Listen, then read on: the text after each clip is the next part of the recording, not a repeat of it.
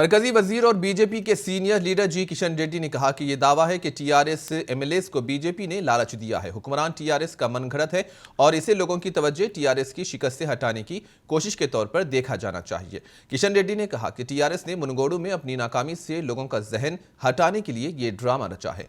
इन्होंने रियासती पुलिस के जरिए किए गए तफ्तीशी अमल पर सवाल उठाते हुए कहा कि पुलिस ने यह नहीं बताया है कि जो रकम मिली है वो फार्म हाउस या प्रगति भवन से आई है।